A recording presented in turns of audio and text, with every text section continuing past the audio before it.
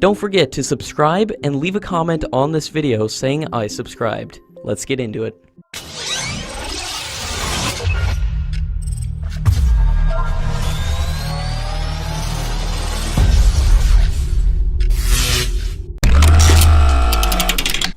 India is moving closer towards buying 4 advanced ships for its navy, as India has finalized the price for the first 2 vessels at $1.1 billion, which will be bought directly from Russia, while the Defense Ministry is pushing for conclusion of the contract for the remaining 2 vessels which would be built by the Goa shipyard, under Make in India program. The Indian Navy wants to enhance its blue water capabilities by inducting the 4 state-of-the-art ships, which will be equipped with the BrahMos system.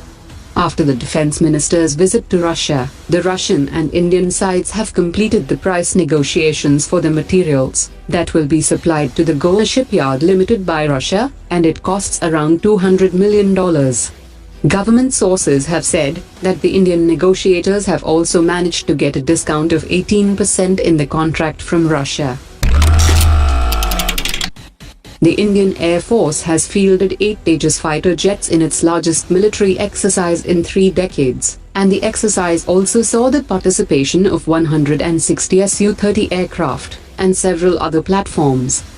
The former pilots of Mirage 2000 have said that the Tejas aircraft is comparatively much easier to land, and have also complemented its handling capabilities while flying in close formations.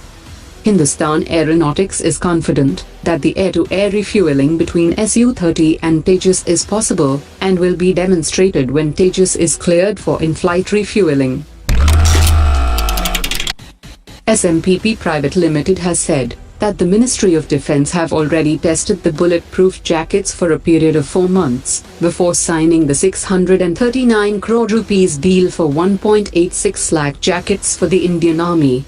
The company also said that the jackets are 100% indigenous, and 20% of the jackets will be supplied in the first year, and the balance 80% will be supplied over the next 2 years. In less than 2 weeks from now, about 90 soldiers from the Indian Army will be arriving in Malaysia to conduct a joint exercise for exchanging tactics and techniques with one of Malaysia's finest regiments.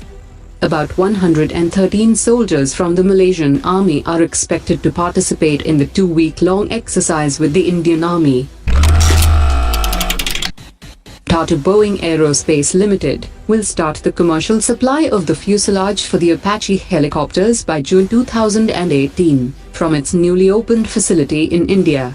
The Indian facility will become Boeing's standalone fuselage manufacturing unit for all the Apache helicopters that are in service around the world.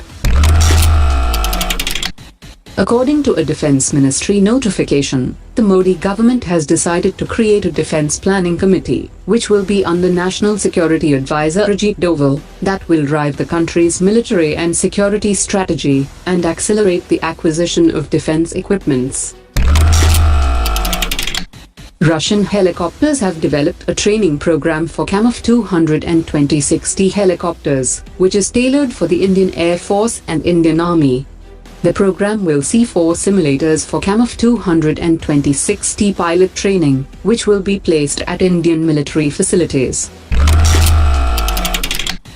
Admiral Philip Davidson, the nominee for the U.S. Pacific Command Chief, has said that the U.S. government should not restrict countries like India and Indonesia for purchasing defense equipment from Russia, as any such step would affect the U.S. defense ties in the Indo-Pacific region, and will rather increase the dependence of the countries on Russia.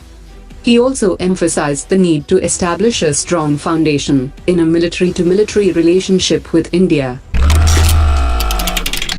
According to reports, Pakistan and Malaysia are in preliminary discussions about the potential export of the JF-17 Thunder, and the governments of the 2 countries have held primary-level discussions on the potential sale of the aircraft in order to meet the requirements of the Malaysian Air Force.